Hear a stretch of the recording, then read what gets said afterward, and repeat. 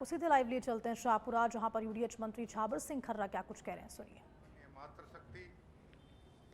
और आज के इस कार्यक्रम में आपके बीच राजस्थान के यशस्वी मुख्यमंत्री माननीय भजनलाल जी शर्मा साहब, उप मुख्यमंत्री माननीय श्री डॉक्टर प्रेमचंद जी बैरवा साहब और राजस्थान में संघर्ष के पर्याय माननीय डॉक्टर किरोड़लाल जी मीणा साहब, हमारे त्रिवेणी धाम से पधारे महाराज श्री राम निष्पाद लाल जी सहित सभी आदरणीय संतगण, सम्मानित मंच, सबको यथायोग्य अभिवादन। सबसे पहले मैं अमर बलिदानी श्री रोहतास जी लांबा को अपने श्रद्धा सुमन अर्पित करता हूं। उसके बाद जिस कोख से उन्होंने जन्म लिया, उनकी माता श्रीमती घीसी देवी जी और उनके पिता श्री बाबूलाल जी को नमन करता हूं। शहीद वीरांगना और उनके पुत्र को भी मैं नमन प्रणाम करता हूं। ये बड़े गौरव का विषय है कि अपनी मातृभूमि की रक्षा के लिए हमारे जांबाज जवान जिस शिद्दत के साथ अपना सब कुछ बलिदान करने को तत्पर रहते हैं, उसी के परिणाम स्वरूप हम यहाँ चैन की नींद सो पाते हैं। और मुझे ये कहने में कहीं कोई संकोच नहीं है कि चाहे -30 डिग्री हो, चाहे -40 डिग्री हो, चाहे कुछ इलाके ऐसे हैं जहाँ -50 डिग्री में भी हमारे जवान 24 घंटे सन्नद्ध रहकर अपनी मातृभूमि की रक्षा के लिए अपना सर्वस्व अर्पण करने को तत्पर रहते हैं। और हमारे यहाँ टेम्परेचर जैसे ही माइनस तो बहुत दूर की बात है 5 डिग्री से नीचे जाता है, रजाई के ऊपर एक चद्दर जरूर ओढ़ लेते हैं। इसलिए हमें इस बात का ध्यान रखना चाहिए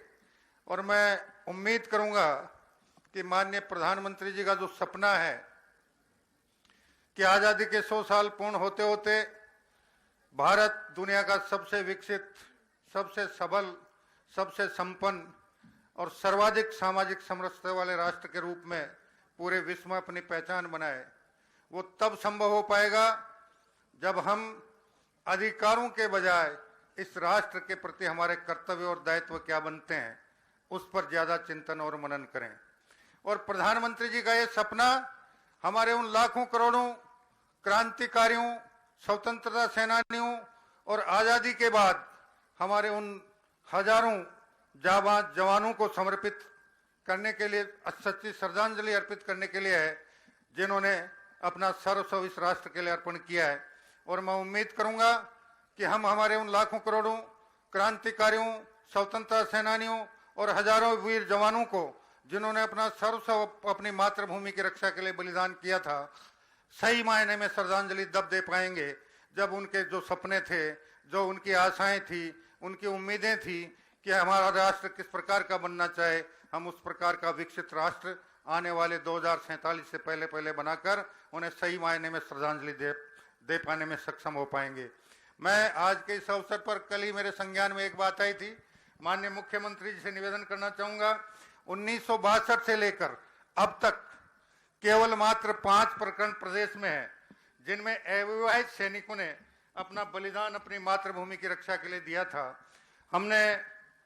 बलिदानी सैनिकों के आश्रितों की नौकरी देने का जो कानून बनाया था, उसमें अविवाहितों के लिए असमंजस की स्थिति है और ऐसे पूरे प्रदेश में केवल मात्र 5 ही प्रकरण है। तो मैं उम्मीद करूंगा कि आज के इस अवसर पर हम उनको भी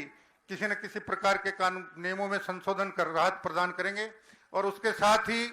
मैं माननीय मुख्यमंत्री जी के ध्यान में एक बात लाना चाहूंगा। अभी सीआरपीएफ के आईजी सहगल साहब ने मेरे से एक चर्चा की थी कि राजस्थान में हमारे जो जवान सेना के तीनों अंगों में और अर्धसैनिक बलों में सुदूर सीमाओं पर तैनात रहते हैं, उनके कुछ पारिवारिक या अड़ोसी पड़ोसी उन्हें हैरान परेशान करते हैं, उनको सही रूप से सहायता देने के लिए मैं मुख्यमंत्री से निवेदन करूंगा कि वो अपने मुख्यमंत्री कार्यालय में एक ओएसडी को ये जिम्मेदारी दें कि इस प्रकार का कोई भी प्रकरण है वो उसको अपने स्तर पर संभाल कर उनको राहत प्रदान करने में सहायता करें। साथ ही मेरे विभाग से संबंधित 3 प्रकरण मेरे मुख्यमंत्री बनने के बाद आए थे और मैंने तीनों में ही जो अर्धसैनिक बलों के जवानों से संबंधित थे उनको राहत प्रदान करने के लिए संबंधित विभागों से कार्रवाई करवा कर उन्हें राहत प्रदान किए। और भविष्य में भी हम लोग जब तक हमारे जवानों का सम्मान नहीं करेंगे, उनके बलिदानी परिवारों के प्रति एक सम्मान का भाव, सहयोग का भाव नहीं रखेंगे, तब तक ये राष्ट्र पूर्ण रूप से संपन्न और विकसित नहीं हो पाएगा। इसलिए मैं ये भी उम्मीद करूंगा कि बलिदानी परिवारों के प्रति हमारा एक कर्तव्य और दायित्व बनता है और हमारे जाबाज जवानों के परिवारों के प्रति भी हमारा कर्तव्य और दायित्व बनता है कि हम उनका हर प्रकार से सहयोग करें, उनके सुख दुख में शामिल रहें। यही हमारे उन लाखों करोड़ों स्वतंत्रता सेनानियों, क्रांतिकारियों और आज़ादी के बाद बलिदान देने वाले हमारे वीर जवानों को सही रूप में श्रद्धांजलि दे पाएंगे। इसी आशा और उम्मीद के साथ एक बार पुनः सभी को यथायोग्य अभिवादन। जय हिंद, जय भारत, वंदे मातरम।